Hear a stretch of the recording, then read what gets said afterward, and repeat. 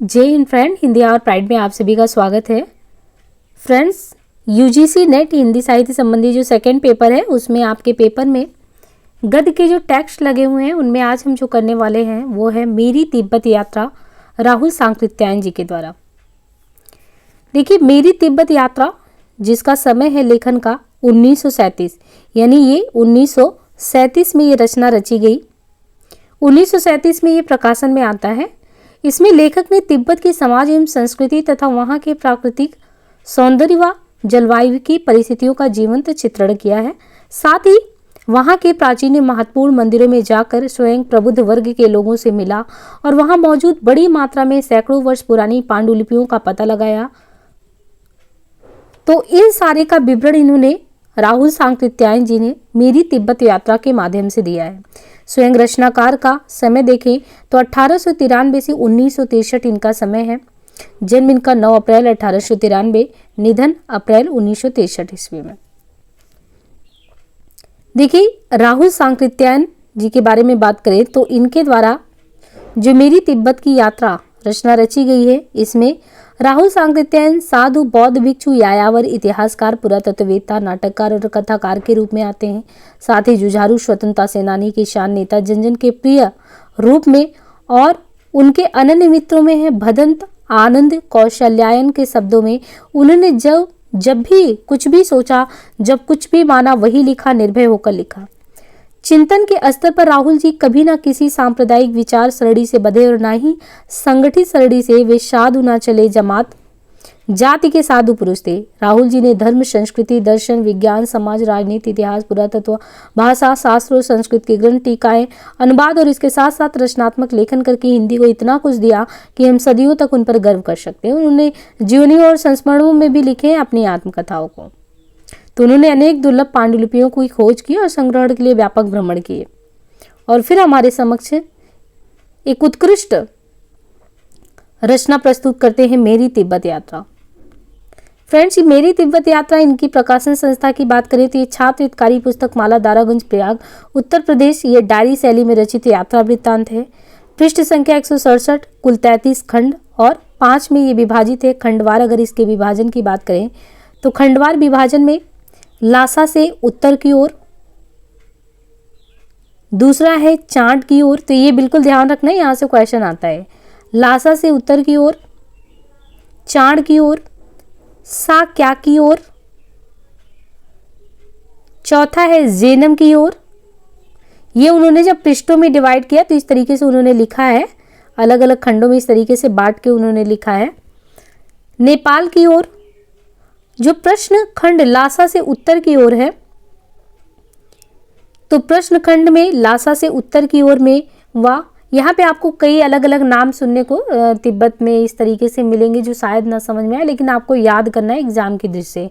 तो यहाँ पे जैसे पया पेनबो, पया पोनबे और पया फेनबे उस दिया है। तारीख भी 30/7/1934 ईस्वी।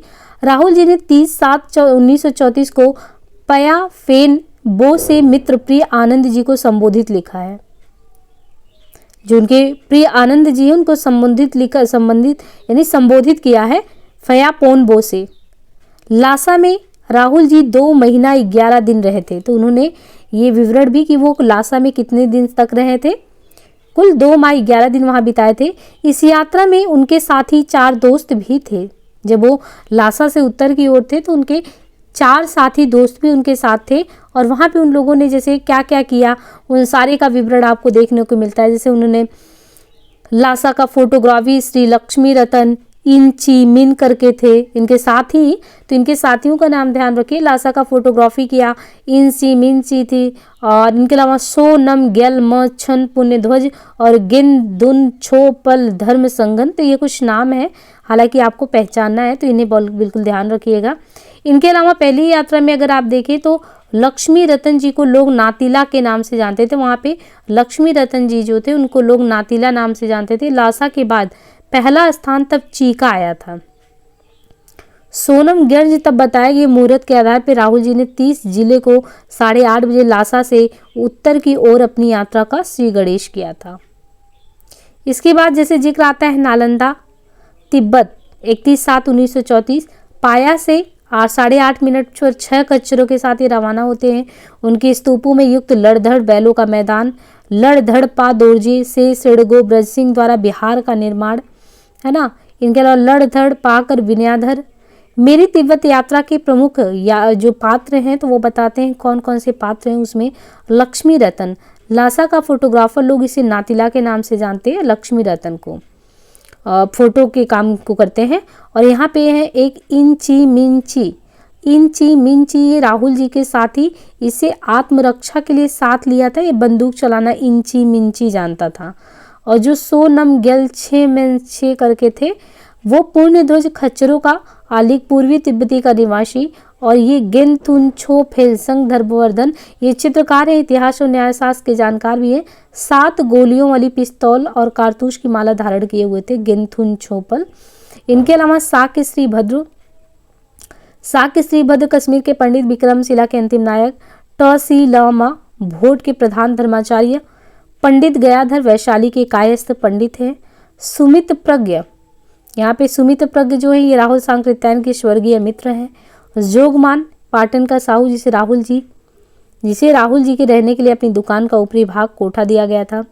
सेम लोग गे टेसी लहुन के सबसे बड़े पंडित, जे छुन से खंड ब्यू गणसो लुबिहार, तो यहाँ पे भी दिया है नाम और इन्हें भी ध्यान रखना है। इस मठ में तिब्बत का सबसे महान विद्वान व सातेन इंद्रियच अब शिष्य हुआ।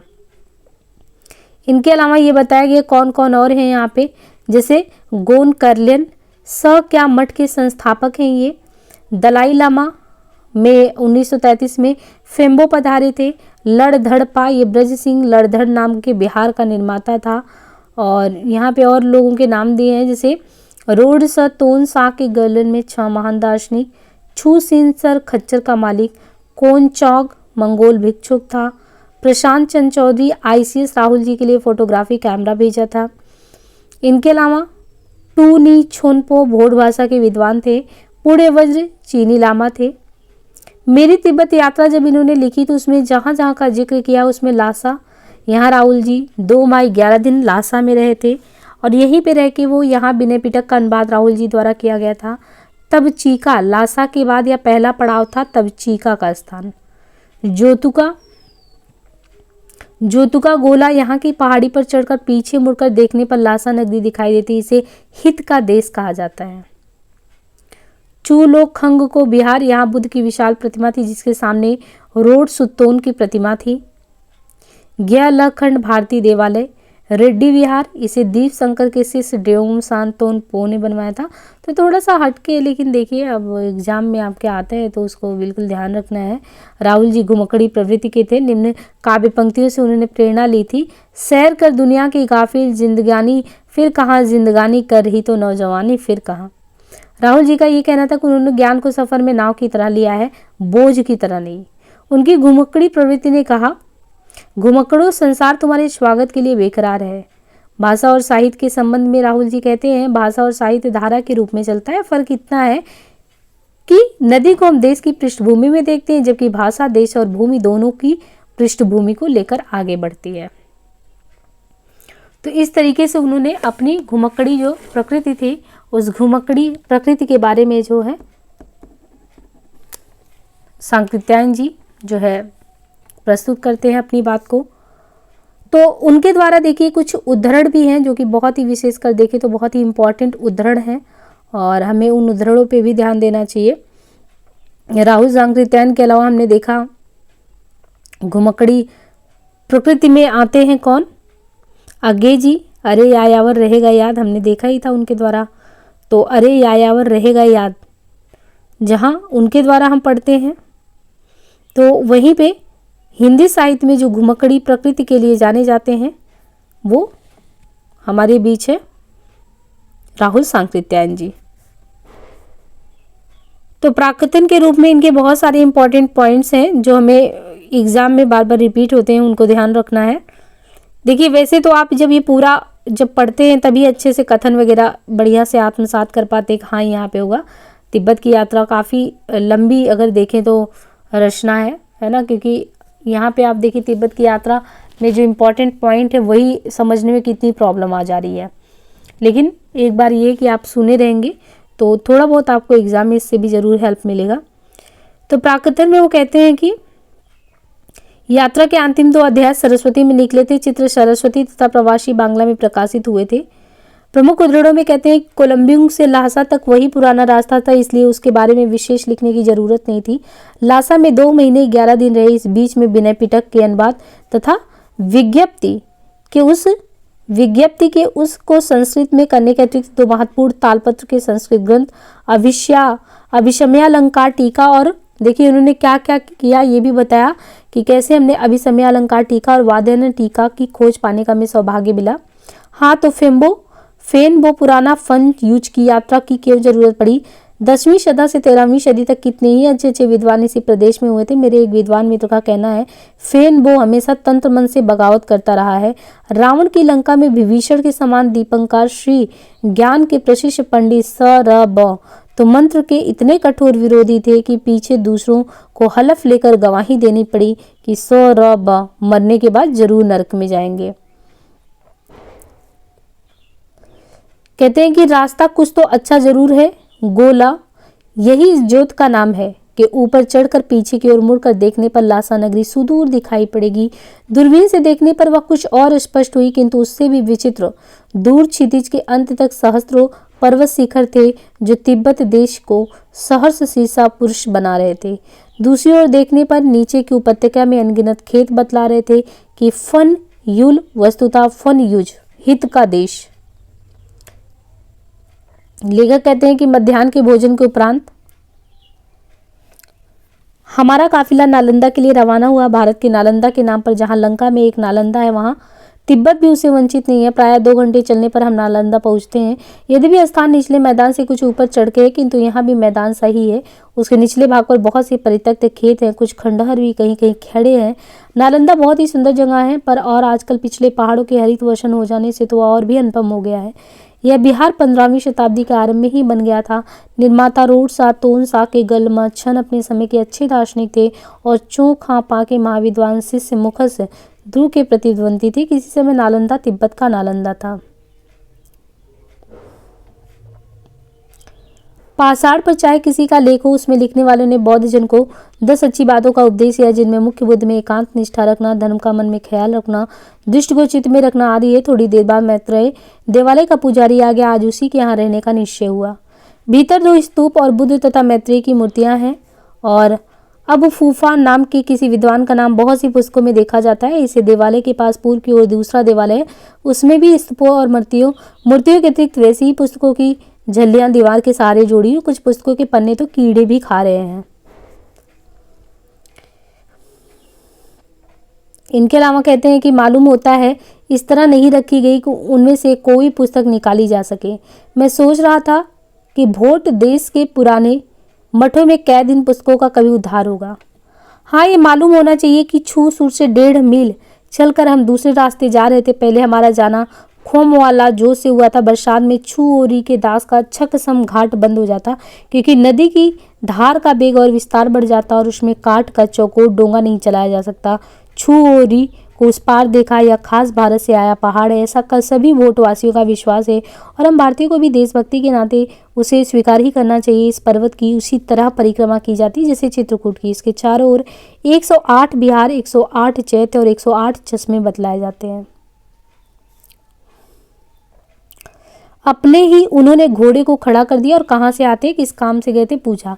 पहले वह हिंदी में ही बोलते थे। मुझे इतनी ईर्ष्या हो रही थी, कहाँ यह 70 वर्ष का मुट्ठी भर हाड़ हिमालय के इन दुर्गम पहाड़ों को पार करने की हिम्मत कर रहा है, और कहाँ हमारे नौजवान। इसमें शक नहीं, उनके पास 2500 घोड़े गधे सामान है और नौकर भी, किंतु वह तो हमारे धनी नौजवान भी कर सकते हैं। उनसे हिमालय की कठिनाइयां शून्य के बराबर नहीं की जा सकती।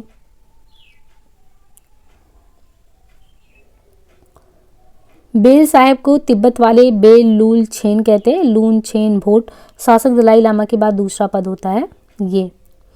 यह पदवी पार चार्ल्स के मित्र स्वर्गीय दलाई लामा ने प्रदान की थी। सर चार्ल्स ने जब दलाई लामा के मरने के पहले एक बार फिर तिब्बत और लासा देखने की इच्छा प्रकट की तो उन्होंने स्वीकृति दे दी।